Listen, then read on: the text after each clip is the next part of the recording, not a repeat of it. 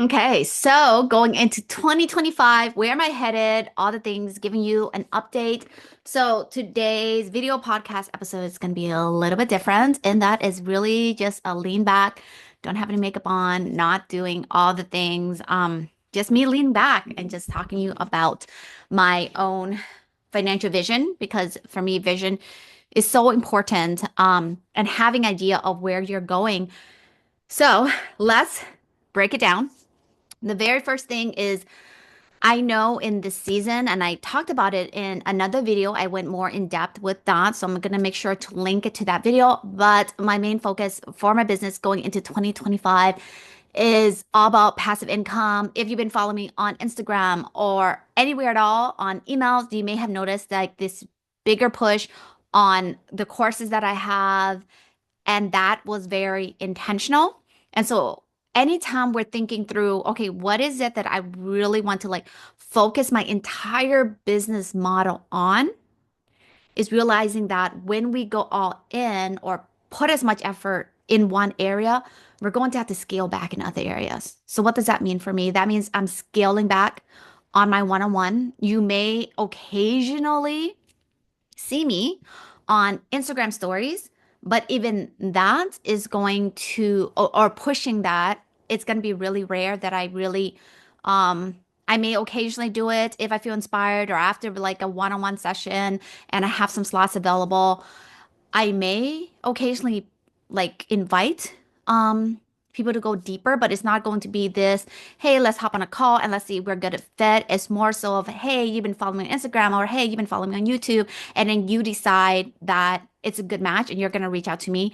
That really is how my higher ticket one-on-one is really set up. It's more so you already have the buy-in and you decide you're ready to deepen. You decide to make an empowered decision on your own. And if I have any slots, I may share occasionally on Instagram stories. I may do an email occasionally on that, but it's not going to be the main focus of my business. So, as far just to give you a little bit background on my coaching business, when I transition over to really supporting coaches especially in the beginning when I was working on more of emotional freedom, and am still doing that, but I've really focused more on like helping people to focus on healing their money wounds and financial trauma and using the same tools I did when I was helping people to clear their emotional wounds. Because at the end of the day, it really does just come down to expanding our emotional capacity, no matter if that's for money or in any area of our life, like health, wellness, all of that, relationships.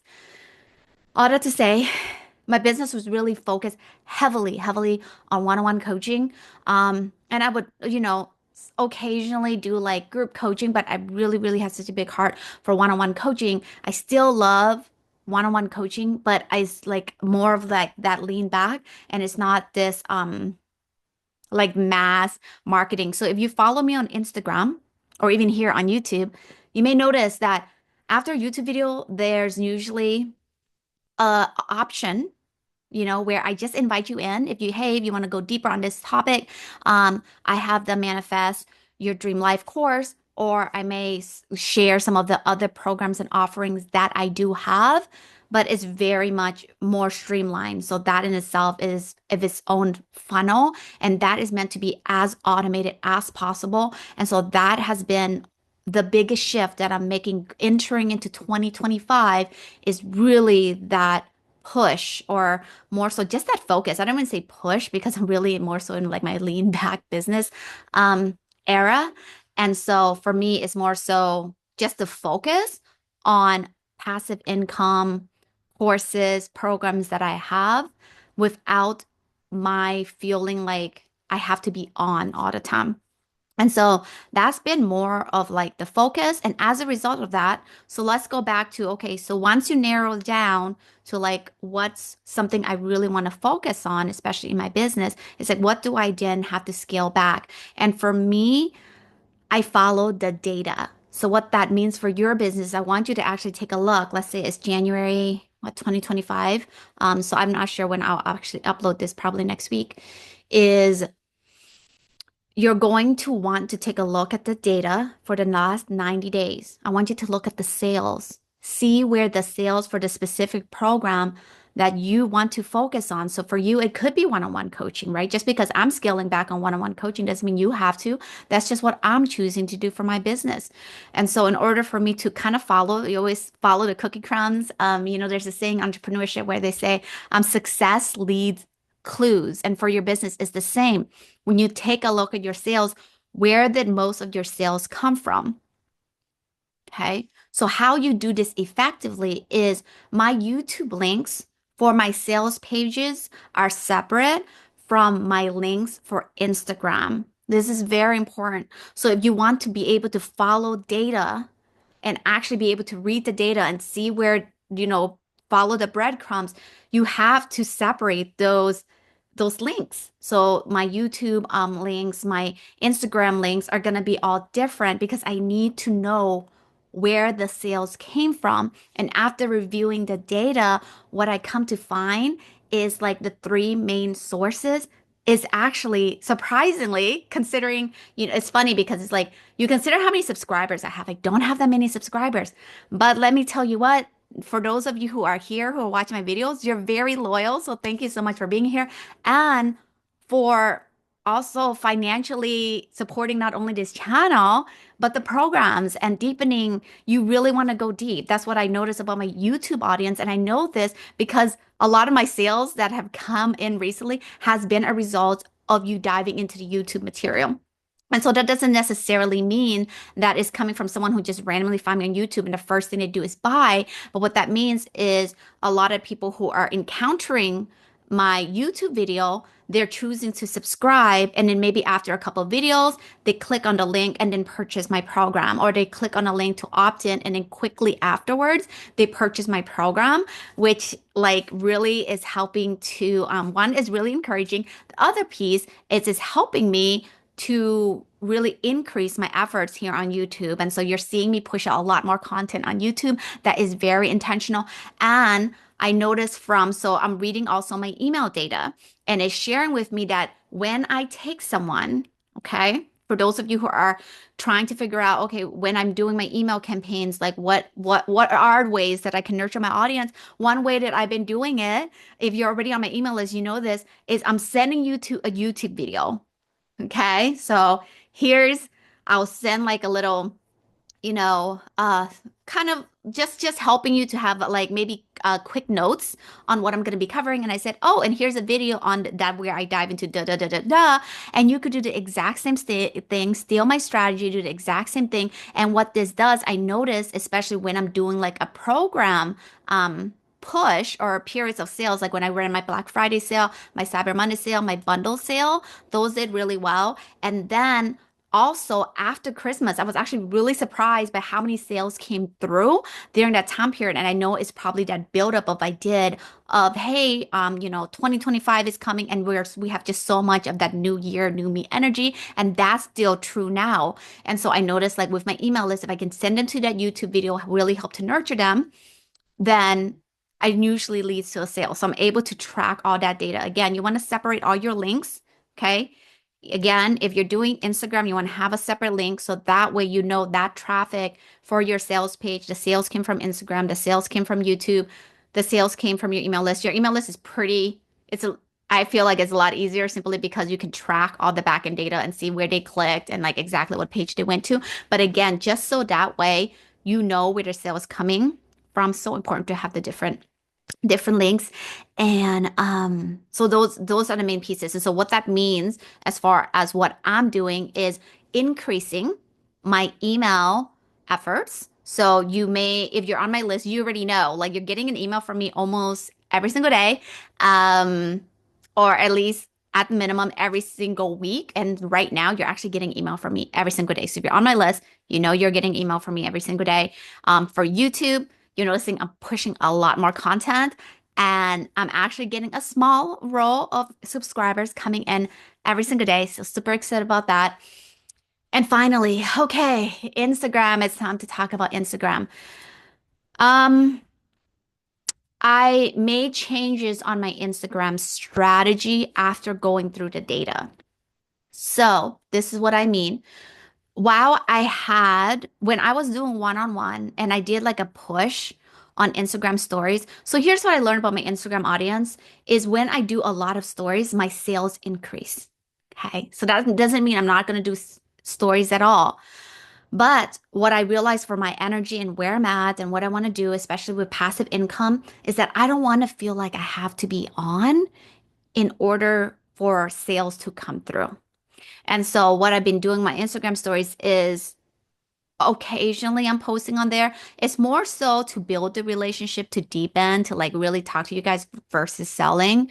And then where I'm actually getting sales is through my Instagram Reels. What I will tell you, I have noticed this about Reels, and I actually want to ask you a question as well. Are you a silent buyer?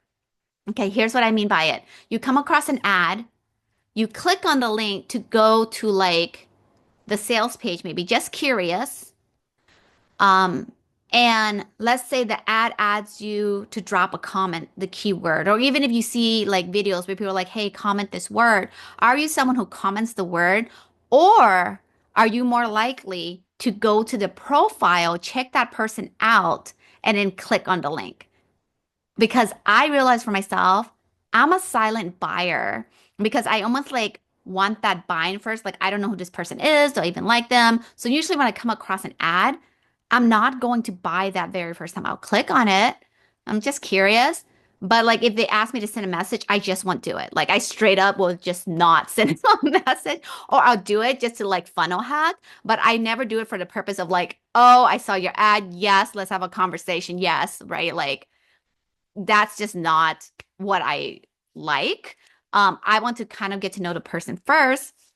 So I have the tendency, and I know this because I spoke to so many of my friends who are in the industry they're the same way. They'll click on a profile, go check that person out, see if they follow. Sometimes they don't even follow the person, but they'll check out their different posts or they'll even click the link in the bio. So here's the thing, what I really love about Reels is when you start pushing out massive pieces of content, and this is where I'm going with this, is I have been experimenting so much with Instagram Reels. I want to know what sticks. I want to know what gets circulated. I want to know what the algorithm really likes because that gives me a sense of what it is that captures people's attention.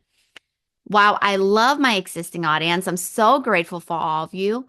Your business, in order for it to continue to expand, you have to expand your reach. You have to expand your reach. So in person, that means like you might go in networking events if you're running an in-person business.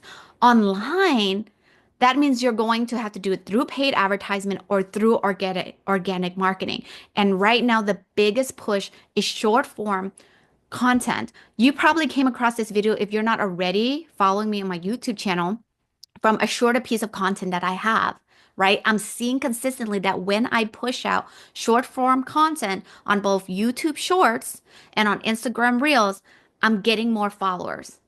And on Instagram, because I can see this data, I'm seeing that they're clicking on my profile link.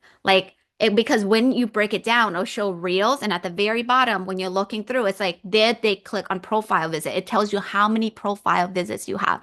That's so exciting because now that person's checking you out, you're getting more followers, you're getting more clicks on your bio to buy your whatever it is that you're offering. So that's my encouragement to you is that if you're like, I don't know what my strategy is going to 2025.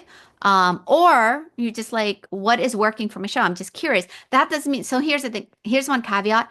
It doesn't necessarily mean that's what's going to work for your business. Again, I want you to analyze the data, look at the last 90 days. Where did your sales come from? And do more of that. Seriously, do more of that. Sales for the programs you're really focusing on this year, do more of that thing so that way you continue to get on sales. Okay. If you've been doing one on one coaching and you're transitioning, here's the other thing I want to talk about real quick is if you're transitioning, you want to keep cash flow coming in. This is so important. You don't want to suddenly go from one on one coaching. It's like, oh, I'm going to drop all my one on one clients. I'm going to go straight into group coaching. And then you haven't validated off or you don't know how to market, so perhaps you know how to sell one on one, but you're struggling with selling the next offer. So what you want is you want to keep that cash flow going, which means you honor your contracts. One, always honor your contract, no matter what you're planning on transitioning to. I've had other coaches who like just, decide they're just gonna stop offering certain things, and that's, something they chose to do. But for me, it's like if you have one-on-one clients, honor the contract until it ends, and then you can at that time help they send them into group coaching, or even one of your courses or programs, whatever your offerings are. But you want to keep that cash flow going. Wow. I talked about that very first financial projection for a while. So that's one of my goals really going into 2025. That's basically the biggest one, the biggest change that I'm making in my business. Again, I shared more about like passive income on another video, so I'll make sure to link to it. And I also shared here what I'm doing on a business front, what that looks like. And so that's the reason you're following me on Instagram. You may be noticing she's not posting a lot of stories anymore.